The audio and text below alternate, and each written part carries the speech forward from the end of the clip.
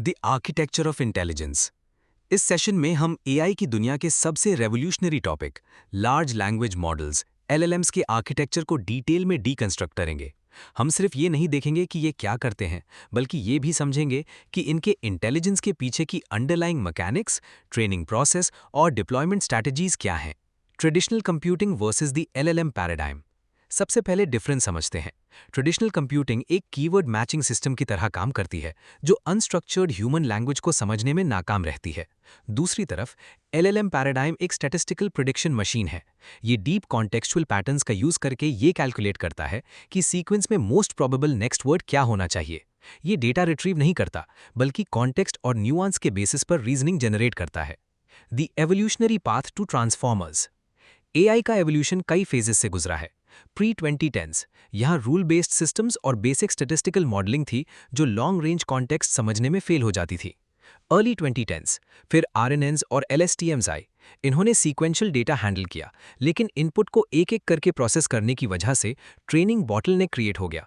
2017 the catalyst. Google ने attention is all you need paper publish किया, जिसने transformer architecture introduce किया। Post 2017 इस ब्रेकथ्रू ने मैसिव पैरालाइजेशन अलाउ की, जिससे मॉडर्न एलएलएम्स जैसे GPT-3 और BERT का रास्ता साफ हुआ।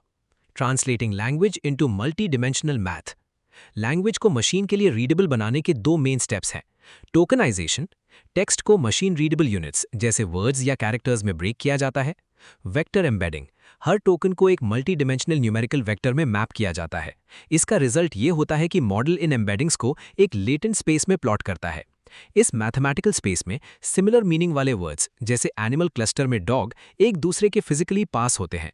इससे मशीन को यह समझ आता है कि एक कुत्ते का बार्क और पेड़ की बार्क मैथमेटिकली बिल्कुल अलग हैं। The self attention mechanism. Transformer का इंजन सेल्फ अटेंशन मैकेनिज्म है।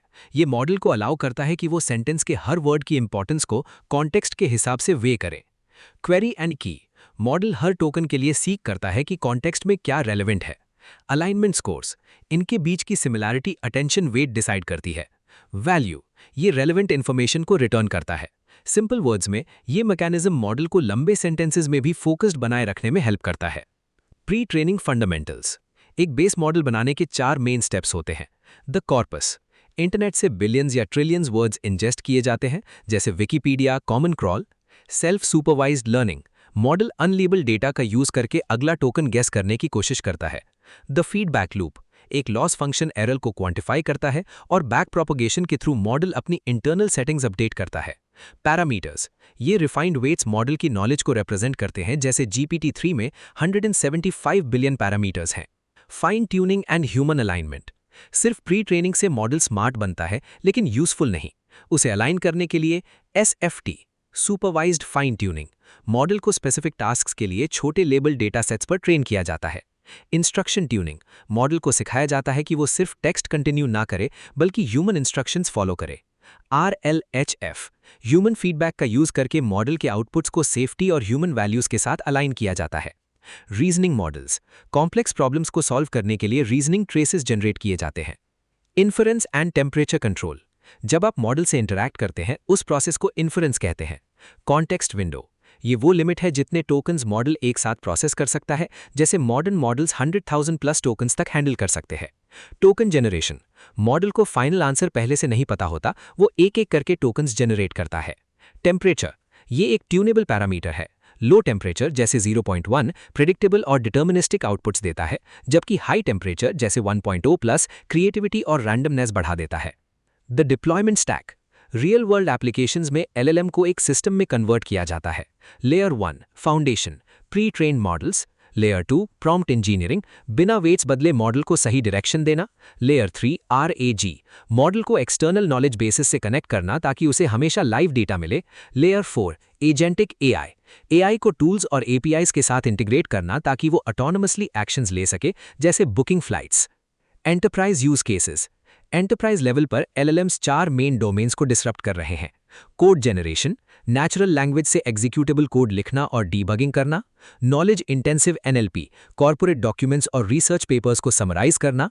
टेक्स्ट क्लासिफिकेशन, कस्टमर सेंटिमेंट को मेजर करना और सर्च को इंटेलिजेंट बनाना। Generative workflows, real time conversational assistance और automated copywriting. Governance and risks, capability के साथ गवर्नेंस जरूरी है।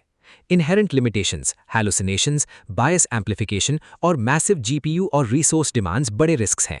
मिटिगेशंस, इन्हें कंट्रोल करने के लिए रेड टीमिंग जैसे मॉडल को जानबूझकर ब्रेक करना, बेंचमार्क्स, एक्यूरेसी चेक और guard rails, system level rules का यूज किया जाता है। द फ्यूचर होराइजन, अगला होराइजन क्या है? एजेंटिक वर्कप्लेस, चैटबॉट से हटकर ऐसे ऑटोनमस एजेंट्स जो ऑफिस का काम ऑटोमेट करें। न्यू आर्किटेक्चर्स, ट्रांसफॉर्मर के चैलेंजर्स जैसे Mamba, efficient long range dependency और diffusion LLMs. Multi model training, सिर्फ टेक्स्ट नहीं बल्कि वीडियो और ऑडियो को भी डायरेक्टली इंजेस्ट करना ताकि एआई स्पेशल कंप्यूटिंग और ऑटोनमस व्हीकल्स में हेल्प कर सके।